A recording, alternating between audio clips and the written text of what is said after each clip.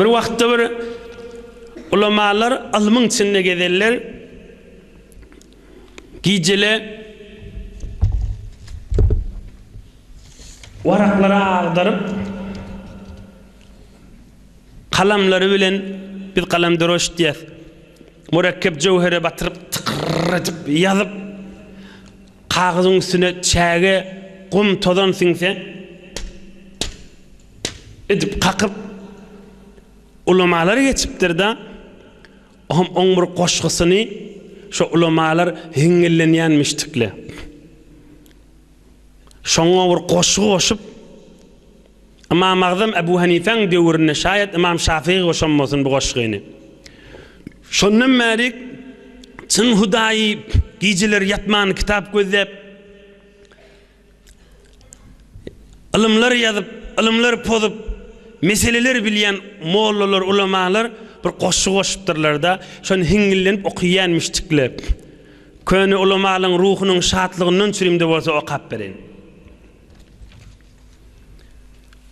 وسرير أقلامي على صفحاتها أحلى من الدكاء والعشاق وألذ من نقر الفتاة لدفها نقري لألقى الرمل عن أوراقي وتمايلي طربا لحل عويصة في الدرس أشهى من مدامة ساقي. عرفت غش قدام millet diptir ya bir toyda inşa muallayt ýa-da şu alim şu kitap gözläp duran daşarda kalmagallaşıp oynaşyp otylar diptir, gülüşip otylar diptir. Aýdym eşdip bir zat eşdip emma men diptir şu ilm ýazamda kalamy kagyzyň üstüne çekemdi tırrt tırrt tırrt ses gelýär, men şoňa keýf etýän, lezzet alýan diptir. Daşarda bir tovarla wa dipdir min naqril fatati li daffiha. Bir qydyň eline tamdyra berip, langyra berip, şonu wuralaryna hoş bolýarlar dipdir. Emma men kagyzymyň üstüne daş ýazgaçyp, gum gaçyp, kagyzymy şeýle qakamda men muňa hoş bolýan dipdir. Wa tamayuli taraban li hal awisa fi ad-dars ashha min madamati saqi. İçip ay acap bir gece hoş geçti hadiyeler döwrekdi dipdir.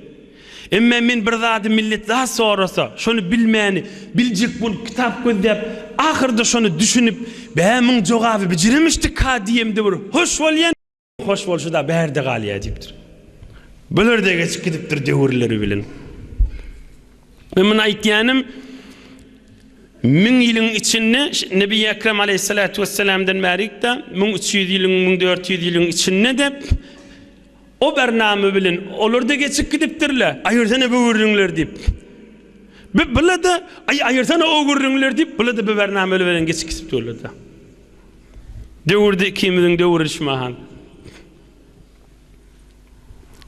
Hudaýyň aşkyna gijeler tahajjud namaz okap 20 gaytar, 21 gaytar Yasin Şerif okuýanmışdyklar bir tofar ewliýalar. Yasinin awwalynyň ahyryna çeliha. 20 gaytar okuýanmışdyklar. Jemaat bular okuýun diýdigimizde ha. Fakat öňkü gaýratly adamlaryň mertliginden aýdýan, inşallah okuýmaly boljak bolsa okuýsaňyz da gowy bolar diýip aýdar inşallah. Oham 20 gaytar, 21 gaytar Yasin Şerif okuýup bolanlaryna Allahu Ekber, Allahu Ekber. Adançı erti adan çekýänna, ohum yan Allah'ın aşkyna kadam. Ey Hudaýa nagat gije basym geçti. Keyf edip ibadatda otydym garaňkymda halwat bilen Hudaýym menen seniň menen halwat edip gije nagat basym geçti diýip de aglaýarlarmışdyk da.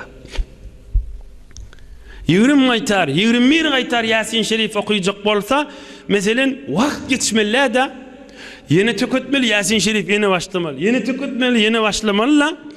20-21 aytar oqallaryna oğlum adan çekilýänmiş. Hudaý naat basym geçti bir gece. Daat maň alym bir keyf etip bir oturup ibadet çekdim diýip aglaýanmışdyklar. Hudaý naat basym geçti bir gece. Hiç daat etip bilmedim bir halwatda diýip de aglaýanmışdyklar. Onuň da döwürleri geçip gitdi.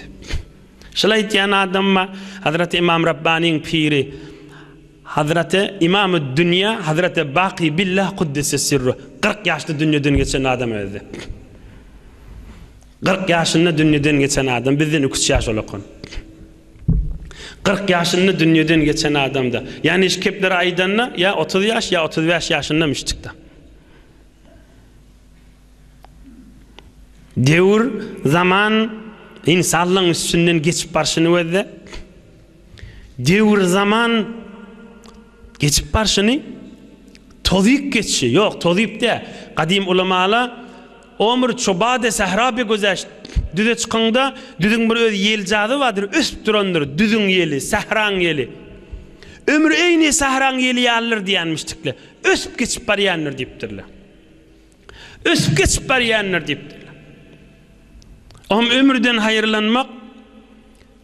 Ömürden hayırlanmak şidirek mübarek jelese nur dökülüpdu, ilm aýdylypdy, köneler aýdylywati, derman aýdylywati, rahmat aýdylywati. Pelin saplamak, pikrin saplamak. İnşallah inni keyfti dersin kärra gaýdaryn Hazreti Adamdan bir mesin aýdaýyn ýene de 6-5 dagyga wagtym bar.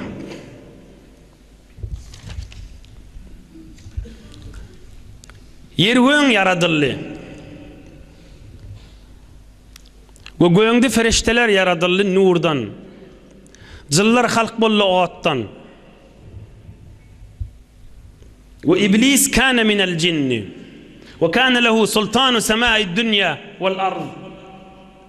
Ve kana qabla en yerkebel ma'siyet ma'al melaike ismuhu Azazil.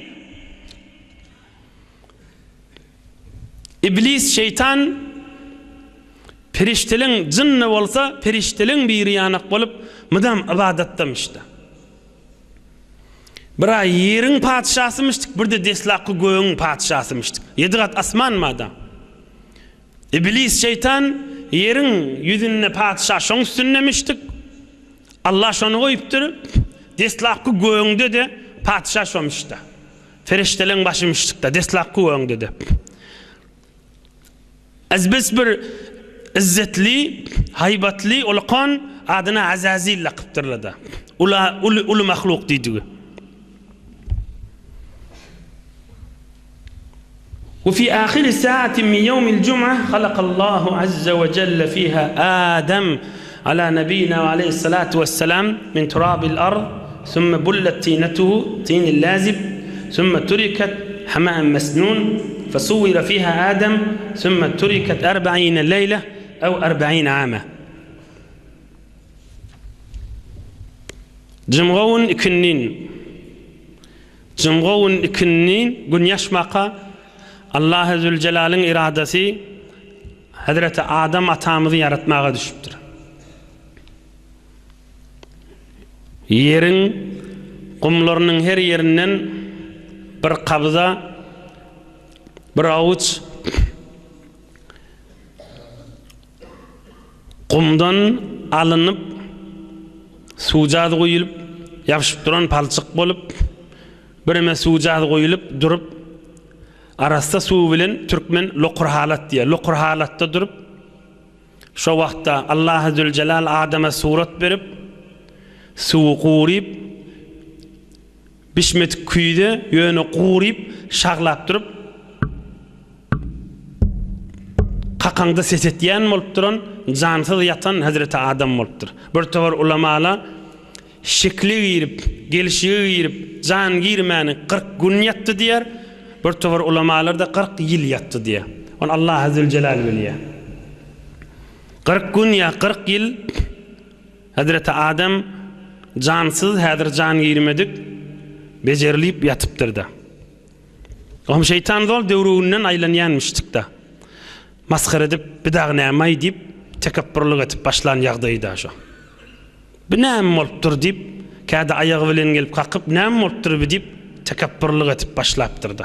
İnşallah inniki hefte Allah köklediğinden, yaradılışından ve almalı derslerinden hefte ve hefte Allah'ın verdiğinden hizmetini de yetirir. Yaradan Allah yaşayışınız nur imandan dolu etsin.